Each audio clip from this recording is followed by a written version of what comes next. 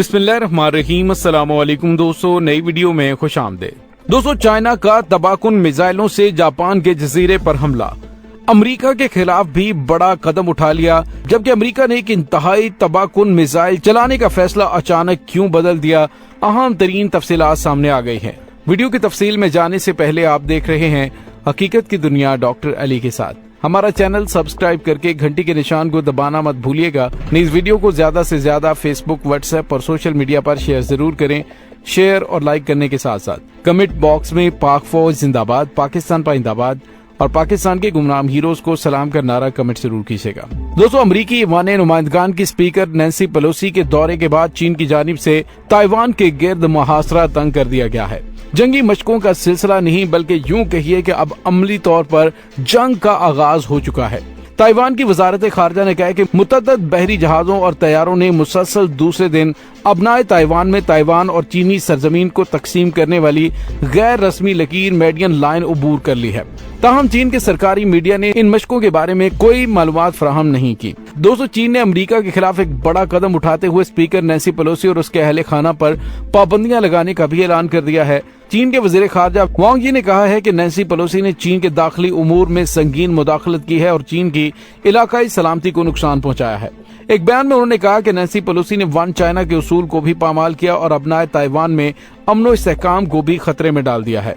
बयान में चीनी वजीर खारजा ने कहा कि नैन्सी पेलोसी के इन इश्ताल अंगेज इकदामात की वजह से चीन ने पेलोसी और उसके अहले खाना पर चीन के मुरवज्जा कवानीन के तहत पाबंदियां लगाने का फैसला किया है। दोस्तों, अब जो ताज़ा तरीन खबरें आ रही हैं वो काफी ज्यादा खौफनाक हैं। यूं लग रहा है कि ये जंग एक बहुत बड़ी जंग में तब्दील होने जा रही है।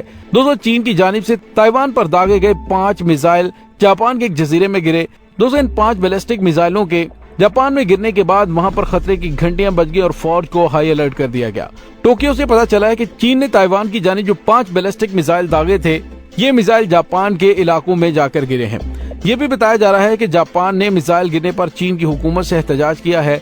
इससे पहले ये खबरें गर्दिश कर रही थीं कि नैन्सी पेलोसी की वापसी के साथ ही चीन की जानिब से ताइवान पर रॉकेट हमले किए गए हैं। चीनी फौज ने नैन्सी पेलोसी के दौरे के इख्तिताम के साथ ही ताइवान पर चढ़ाई शुरू कर दी है। जुमेरात के रोज से अब तक चीनी फौज ताइवान पर डायरेक्टली रॉकेट फेंक रही है। साफियों ने भी चीन की जानिब से दागे गए उन रॉकेटों की वीडियो और तस्वीर जारी की हैं। चीन की फौज ने ऐलान किया है कि वो इस इलाके में तवील फासले तक मार करने वाले बारूदी रॉकेट फेंकेगा। खबरसां इदारों से वाबस्ता सहाफियों ने देखा कि चीनी फौजी तंसीबाज के पास से मुतअद्दिद छोटे प्रोजेक्टाइल रॉकेट फायर किए जा रहे हैं जो आसमान की तरफ उड़े तो उनके पीछे सफेद धुआं बिखर रहा था और इसके साथ ही धमाकेदार आवाजें भी सुनी जा रही हैं। चीनी फौज ने दावा किया कि उसने तवील फासले तक मार करने वाले बारूदी मिसाइल सीधे ताइवान पर फायर किए हैं। चीनी पीपल लिबरेशन आर्मी के मुताबिक ये मुतय्यन मिसाइल हमले मखसूस एरिया में ताइवान में दागे गए। दोस्तों, यहाँ पे आपको ये बताते चलें कि चीन की जानिब से ताज़ा तरीन कार्रवाइयों के बाद अमेरिका ने ताइवान की तरफ तैयारों को उड़ाने के लिए इस्तेमाल होने वाला बहरी बेड़ा रवाना कर दिया है। लेकिन ये कहा जा रहा है कि ये फिलिपाइन के समुद्र में मामूल का शेड्यूल ऑपरेशन है। चीनी मशकों के बावजूद ताइवान में जिंदगी मामूल के मुताबिक जारी है। ताहम शहरी मुस्तकबिल की सूरत हाल से काफी ज्यादा तशवीश में मुब्तला है। दोस्तों, यहाँ पे आपको ये बताते चलें, जिस तरह रूस ने पहले यूक्रेन के करीब फौजी मशकें शुरू की और बाद में वहाँ अपनी फौजें दाखिल कर दी, चीन भी इसी तरह ताइवान में बाकायदा फौज दाखिल करके इलाके का बाकायदा कंट्रोल संभाल सकता है। चीनी वजीर खारजा ने एक बयान में कहा कि अमेरिका आलमी कवानीन को पामाल और ताइवान में अमन को नुकसान पहुंचा रहा है।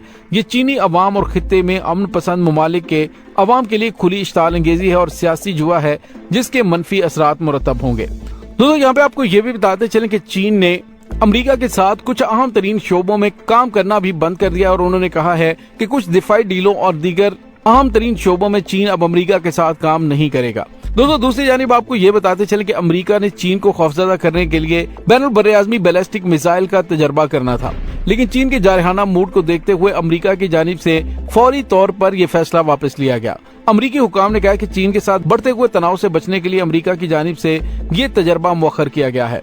गैर मुल्की अखबार के मुताबिक दूसरी जानिब अमरीकी महकमा दिफा पेंटागन ने इस पर अभी कोई तबसरा नहीं किया, लेकिन CNN ने कहा कि गैर मुसल्लह मिनटमैन बैनुल बर्रे-ए-आज़मी मिसाइल की आजमाइशी परवाज को मुलतवी करने का फैसला इस वक्त आया कि जब चीन ने पेलोसी के दौरे के जवाब में फौजी मशकें शुरू की।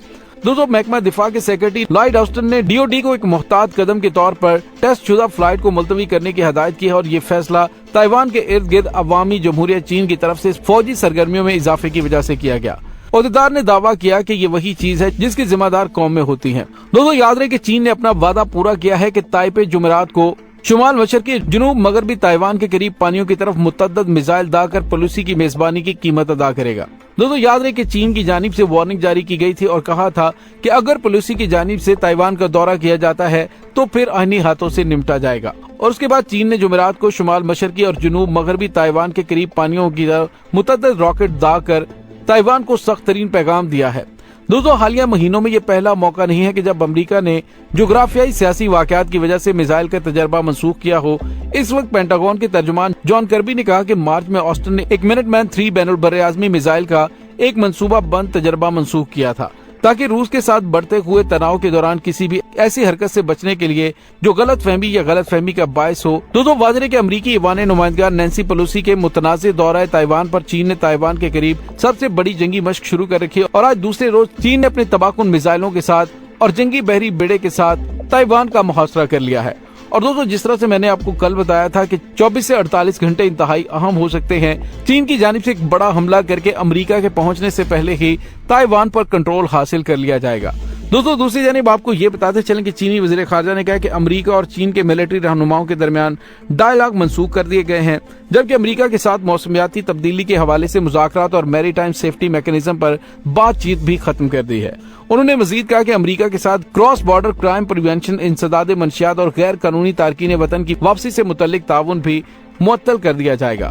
دوستوں چین پہلی دفعہ بہت زیادہ جارحانہ موڈ میں نظر آ رہا ہے اور امریکہ کی جانب سے شاید یہی سوچا جا رہا تھا کہ چین ایسا کچھ بھی نہیں کرے گا، ہمیشہ کی طرح احتجاج کرے گا اور بات ختم۔